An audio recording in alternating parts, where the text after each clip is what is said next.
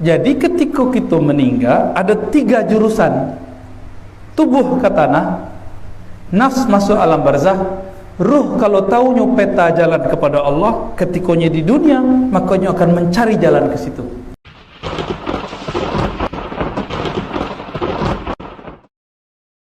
Para guru, para masyayikh, para khalifah, para salikin, muridin, semoga dalam ridha Allah Subhanahu wa taala. Izin nambah ya. Mungkin sebentar saja. Ambo merasa dapat keberkahan berkunjung ke zawiyah atau surau dari Buya Syekh Bashir yang kemudian dilanjutkan oleh khalifah-khalifah beliau ya, anak beliau. Semoga beliau di alam sana tersenyum melihat kita ya. Amin rabbal alamin. Khusus untuk beliau dan guru-guru beliau kita kirimkan Al-Fatihah. A'udzubillahi minasyaitonir rajim. Bismillahirrahmanirrahim. Shiratal ladzina an'amta 'alaihim.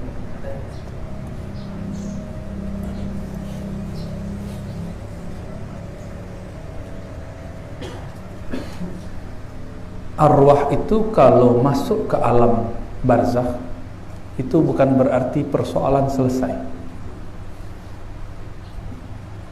Diri kita banyak bagi-baginya, maka muncullah ada tarekat asaliyah, ada tarekat syatariyah, ada kajian martabat 7 dan macam-macam. Tapi itu panjang. Kini kita bagi saja 3. Ya. Diri nan dari tanah, saripati tanah, pulang ke tanah. Diri yang merasakan litak, lapar, emosi, ingin menikah, ingin cari piti, itu diri namanya nafsiyah, nafs. Itulah yang mati. Kullu nafsin dha'iqatul maut. Setiap jiwa akan mati. Itu nafs namanya. Tapi ada yang bukan nafs, itulah bernama ruh. Ketika orang mati, yang mati itu cuma nafs. Jadi kekuatan nafs itu, jiwa itu dipisahkan daripada badan dan tercipta dari tanah.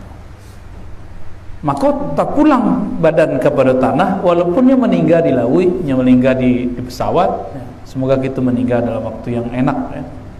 Kalau meninggal sedang berjuang fisabilillah lebih baik, atau sedang berdakwah, atau sedang ngajar, atau sedang wirid aurat zikir, sedang sujud kepada Allah Subhanahu wa taala. Amin ya rabbal alamin. An-nafs itu karakternya liar. Dia liar, harus dijinakkan. Mohon maaf kita sebut si anjing kalbun, kalau dididik tuannya setiap hari dari ketek, menjadi dalam Al-Quran diberi gelar untuk anjing itu al-kalb al-muallamah, anjing yang terdidik, anjing yang terdidik, terlatih. Jadi kalau anjing saja bisa dilatih, kalau di Payakumbuh gaci ya, tapi itu orang berak mengecek begitu ya. Maka kami kadang-kadang ganti istilahnya si guguk gitu. Tapi kalau bahasa Arab biasa kilab, kalb. Ya. Si anjing itu Allah muliakan sebutannya al-kalb al-muallamah, anjing yang terdidik. Jadi sekelas anjing yang buas, yang liar, gak punya akal, instingnya bisa dilatih. Insting itu nafs. An-nafsiyah kita itu bisa dilatih. Kalau ruh bukan latihan, cuma satu, maunya dia mengenal, ma'rifah. Itulah Nabi mengatakan al-ihsan an ta'budallah ka'annaka tarah. Ihsan itu puncak ketika ruh engkau merasa berhadap-hadap dengan Allah. Itulah kaji puncak dalam urang basulah, muraqabah dan syahadah. Tapi itu tidak dibuat-buat, buat laisa bitasannu. Tidak bisa bak ojan-ojan kecil orang, tidak bisa dibuat-buat. Itu anugerah dari Allah Subhanahu wa taala. Maka ketika mati, Tubuh sudah tidak bisa bergerak, tapi nafs Allah pisahkan. Nafs itu ditanya. Kalau nafsnya di backup dengan ruh yang kenal Allah, ditanya oleh malaikat, man rabbuk, siapa Rabbmu, ruhlah yang menjawab. Nafs tinggal duduk sana. Tapi kalau ruhnya tidak kenal Allah, nafsnya dulu pernah mengaji seketek-seketek, rasu-rasu, Tuhan ambo, salah namanya, Tuhan yang diajar dek buya tu, itulah bisa tu. Tapi itu susah, karenanya susah menjawab, diminta keyakinannya esok hari. Tapi esok hari dalam alam barzakh itu puluhan tahun rasanya menunggu. Maka 7 hari di alam barzakh itu yo lama rasanya. Maka perlu syafaat orang-orang soleh yang hidup. Itu sebabnya ulama-ulama kita mendapatkan riwayat yang sahih dari Imam Abdul Razzaq, ya. Ya, silakan. Apa riwayatnya? Bahwa Nabi sallallahu alaihi wasallam mengatakan lakinu mautakum la ilaha illallah. Talkinkan, manjakan orang yang mati dengan la ilaha illallah. Mauta bisa berarti orang yang akan mati, bisa berarti orang yang sedang mati atau yang telah mati. Kita akan mati nak, maka perlu wajib dapat la ilaha illallah. Oleh karena itu ulama-ulama ahli zikir ijma ku kesepakat talqin itu wajib hukumnya. Jadi, kalau istilah orang kampung baiat, tapi dia ambo baiat itu tinggi mana? Siapa nawak di baiat orang? Mungkin baiat itu maknanya talqin. Baiat itu hanya untuk Imam Mahdi, imam akhir zaman. Kalau baiat di tarekat itu maksudnya kontrak belajar suluk, belajar thariqah. Jadi jangan GR perlu gitu kalau ambil baiat atau dibayar orang. Itu talqin situ. Ya. Baiat hanya untuk imam akhir zaman. Ya, yang kekhalifahannya ala minhajin nubuwah. Ada nubuwah di situ. Itulah puncak daripada semua kewalian. Ilmu wali itu yang ilmu wali itu nak baca kitab lain. Ilmu wali itu nak pegang-pegang tasbih, Pak. Wali itu bilonya teraga aja bisa sebut ya Allah. Apa sebab Allah mengatakan wa nahnu aqrabu ilaihi min hablil warid. Wali-wali itu nya bisa bersebut je wali, walaupun wali itulah pindah alam. Sebab yang meninggalkan cuma badan, nafsnya masih ada di alam barzakh, ruhnya kembali diambil oleh Allah. Kalau nyoleh tahu jalan pulang. Jadi ketika kita meninggal ada 3 jurusan. Tubuh ke tanah, nafs masuk alam barzakh, ruh kalau tahu peta jalan kepada Allah ketikanya di dunia, makanya akan mencari jalan ke situ. Tapi kalau tidak tahu jalan kepada Allah, cuma zikir-zikir saja dapatnya, indak bermakrifat, indak ngajinya. Jadi ngaji kau wajib, tak suluk-suluk saja kita. Di sela bersuluk mengaji, makanya di surau itu Syekh Bashir dulu mengajarkan kitab Tanwirul Qulub. Itu rahasianya. Sirnya di situ.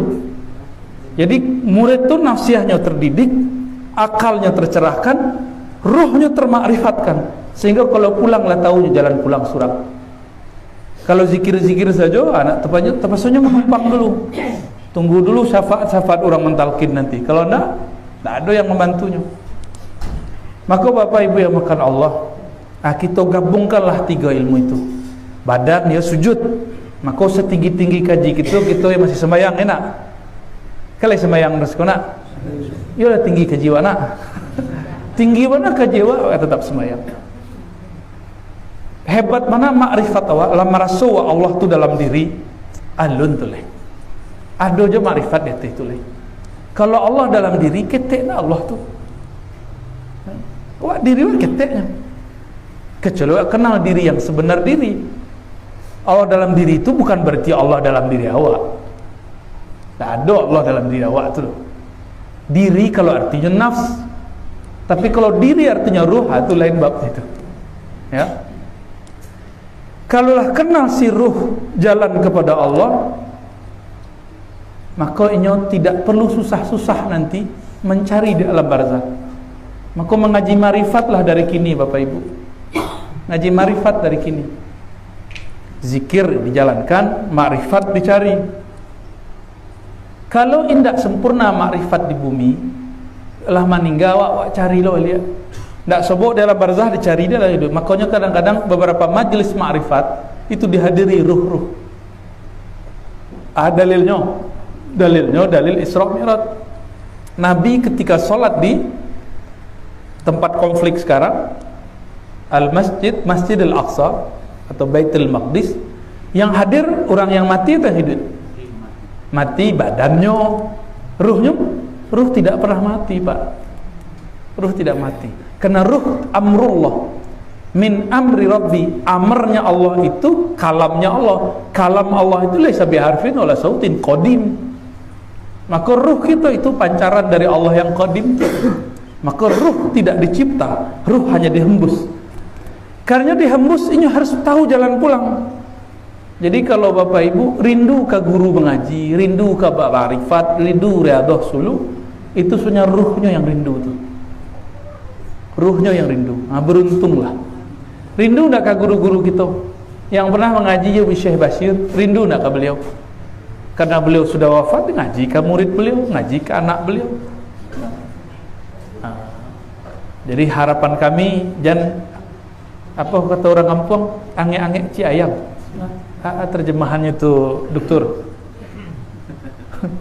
Semangatnya hilang muncul. Malih awak datang aja.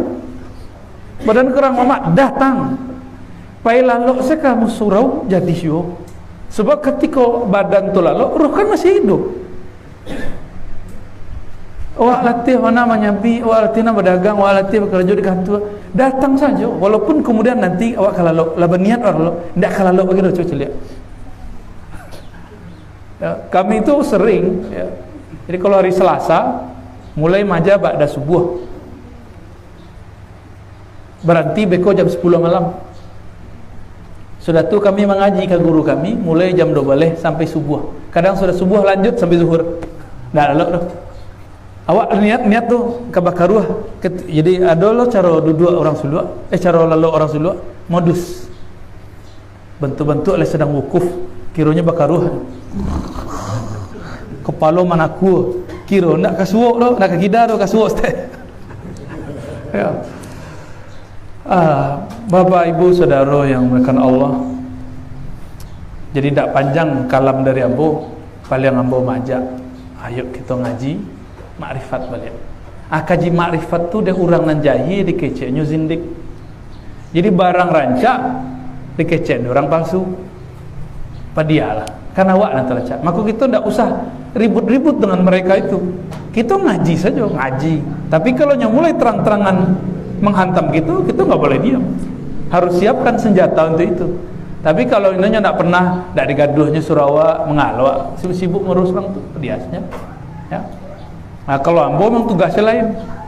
Awak sering diserang-serangnya kan? Aku sering. Dr. Biker, Dr. Doni, sering diserang. Itu mah harus membiarkan dalil, harus berpolemik sesekali, polemik yang positif. Tapi kalau lah ngaji marifat, tidak boleh ada polemik.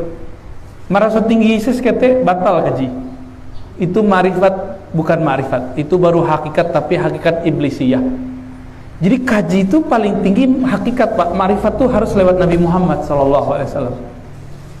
Kalau hakikat, iblis itu 7.000 tahun lebih berzikir kepada Allah dari bumi sampai ke langit.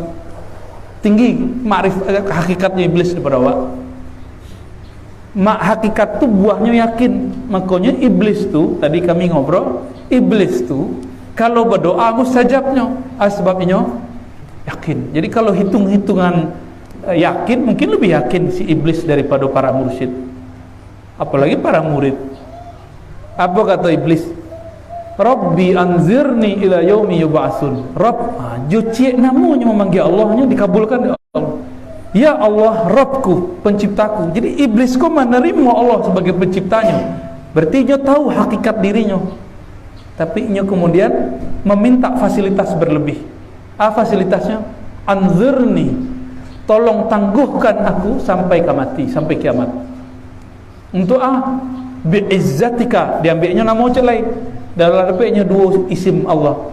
Namun sifat Allah izzah. Jo izzah engkau ya Allah, aku akan sesatkan mereka semua.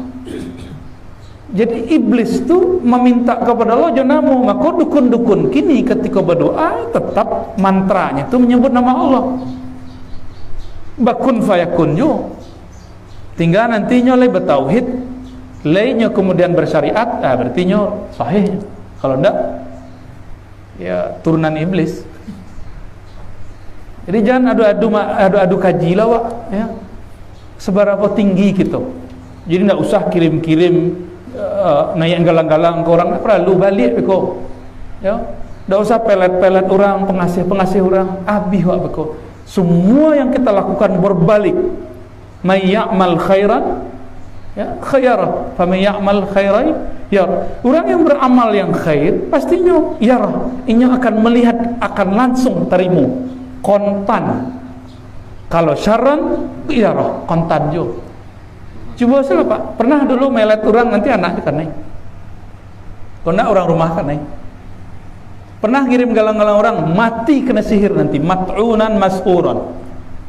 Jadi tidak usah adu-adu kaji, Pak. Awak mengaji kok ingin menghabiskan diri. Habislah diri, maka terbitlah yang sebenar diri. Itulah orang yang kenal kepada Allah Subhanahu wa taala. Kira-kira itulah Buya. Kita ke pesantren nak. Ambo izin Buya, Bapak Ibu mohon maaf lah bentuk orang tua lah Buya. Wah muda baru. Semoga pesan Syekh Bashiruddin tersampai tadi ya. Jadi ketika kata baca Fatihah tadi seakan-akan pesan itu tiba di dalam lombok. Itu mau sampai ya. Wassallallahu ala sayyidina Muhammad. Assalamualaikum. Seseketik tu di dunia orang banyak ingin mencari hidup enak, hidup kaya, senang segala macam. Tapi macam mana cara mencari mati yang lebih enak?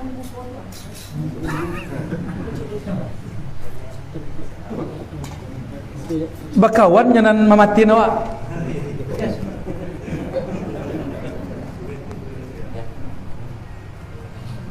Kalau bakawan apa aja polisi banyak yang menjemput Pak. Itu elok-eloknya. Tapi kalau bermusuhannya, itu untuk menarman kan, kasihan Wak. Nyo ka pakai sendal lu pakai sendalnya ditarik, nanti aja Pak. Nyo ndak berkawan, dia bermusuhan. Nah, itu ilustrasi aja. Ya.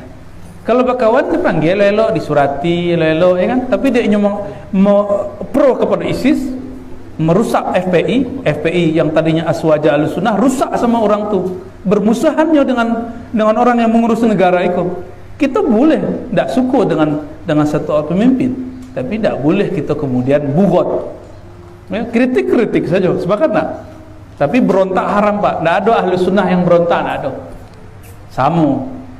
Ciri-ciri orang berontak ketika di dunia, rukun iman dan paling puncak yaitu ridho kepada takdir.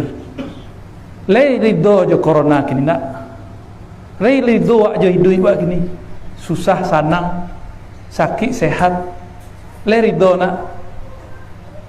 Ya le rilah ba Tuhan. Kalau ridho nak faham rilah, le rilah ba Tuhan.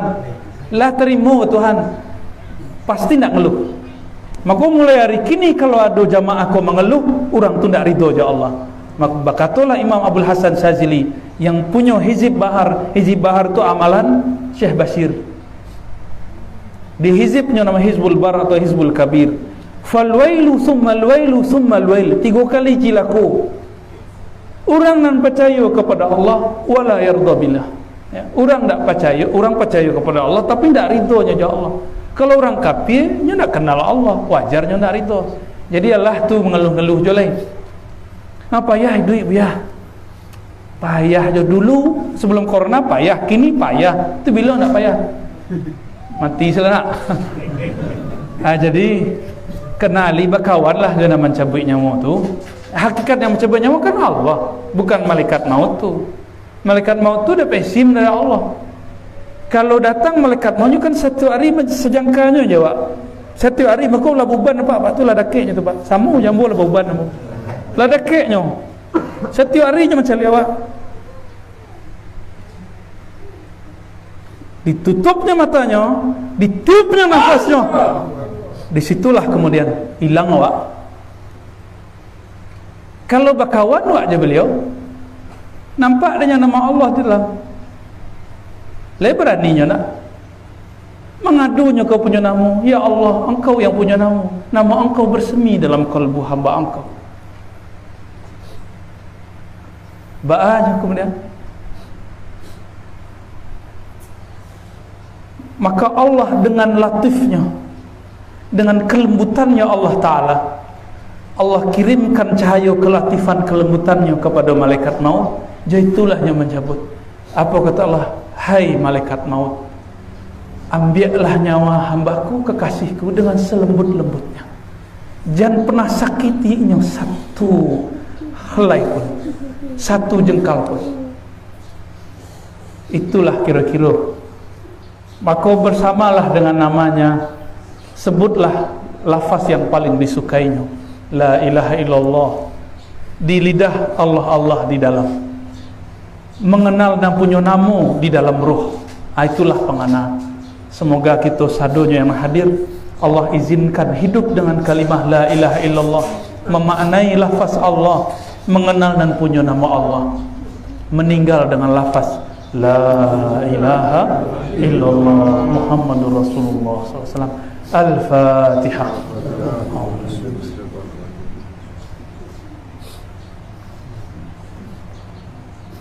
Siratal ladzina an'amta 'alaihim. Alhamdulillah rabbil alamin. Itulah biar kaji itu Pak. Assalamualaikum warahmatullahi wabarakatuh.